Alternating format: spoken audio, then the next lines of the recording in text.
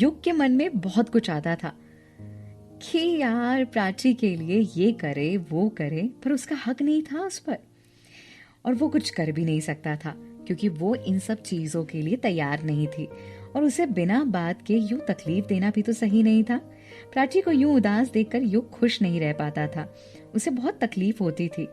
कहने को तो वो दोनों बिजनेस के सिलसिले में मिले थे, पर युग को प्राची से बेइंतहा मोहब्बत हो गई थी, और इसी मोहब्बत के कारण तो वो प्राची के बिना एक पल जीने को तैयार नहीं था।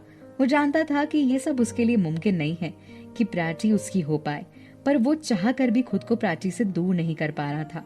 वो भले ही प्राची को ना पा पाए, लेकिन उसके लिए उसकी मोहब्बत के वो लम्हे अभी तक भुलाना मुमकिन नहीं थे। रूबल चौधरी युग के पास आए और उसकी पीठ पर हाथ रखकर बोले, क्या बात है, कहाँ बिजी है, या ये कह लो किसके ख्यालों में डूबे हो।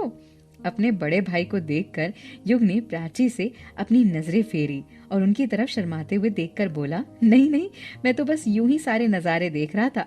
यहाँ के नजारे या वहाँ के? रूबल चौधरी ने प्राची की ओर इशारा करके कहा, तो युग ने बस मुस्कुरा दिया, लेकिन कुछ कहा नहीं। युग ने ऐसे शर्माते हुए देखकर, मुस्कुराते हुए देखकर रूबल चौधरी समझ गए थे कि युग के मन में क्या चल रहा है।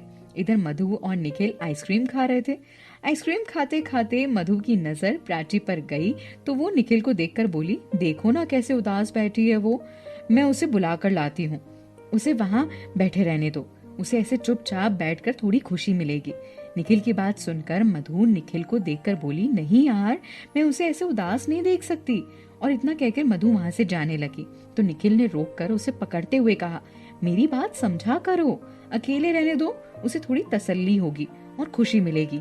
मैं जानता हूँ वो तुम्हारी दोस्त है, पर मेरे लिए भी वो मेरी बहन जैसी है, मैं भी उसकी खुशी चाहता हूँ, लेकिन अभी उसे वही मानसी को लेकर बैठा रहने दो।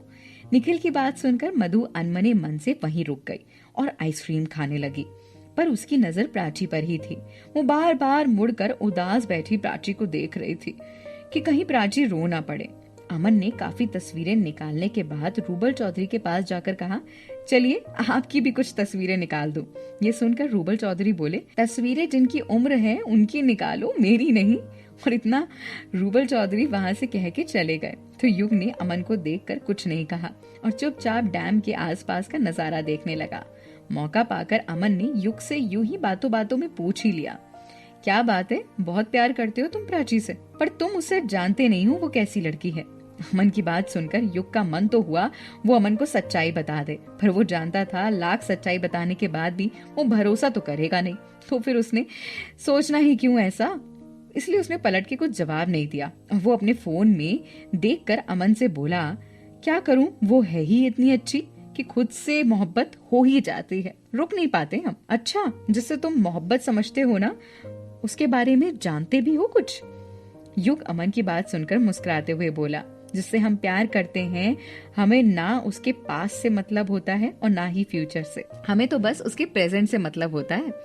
ये सब तो ठीक है, तुम नहीं जानते वो लड़की कैसी है।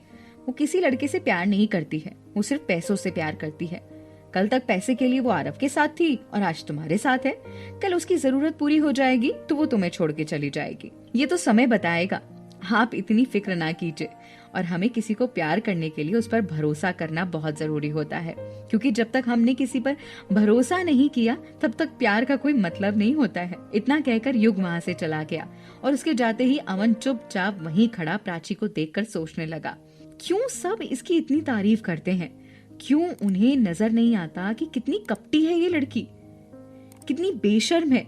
कोई समझ ही नहीं पाता, कोई इंसान पैसों से प्यार कैसे कर सकता है, पर किसी को इसकी सच्चाई नजर नहीं आई। वो नहीं जानते प्राची सिर्फ पैसों से प्यार करती है। खैर मुझे क्या लेना देना, पहाड़ में जाए ये और इनकी फैमिली। ये सोचकर अमन वहां से चला गया। प्राची वहीं चुपचाप बैठी थी। इतने में युग उसके पास आकर बोला, क्या बात है, ऐसे चुपचाप बैठी हो? युग की बात सुनकर प्राची ने अपना ध्यान हटाया और युग की तरफ देखकर मुस्कुराते हुए बोली, नहीं नहीं, ऐसा कुछ भी नहीं है, मैं तो बस यहाँ के नजारों का मजा ले रही हूँ। मानसी तुम्हारी गोद में लेट कर कब सो गई पता ही नहीं चला। युग की बात सुनकर प्राची ने मधु की बेटी मानसी की ओर नजरें घुमाकर कहा, हाँ सो गई, पता ही नहीं चला कि कब सो गई। मैं तो बस इसीलिए चुपचाप बैठी थी कि ये सो जाए और इसे नींद भी आ जाए। अच्छा है, कम से कम निखिल और मधु अच्छे से एंजॉय तो कर लेंगे और उन्हें परेशानी भी नहीं होगी।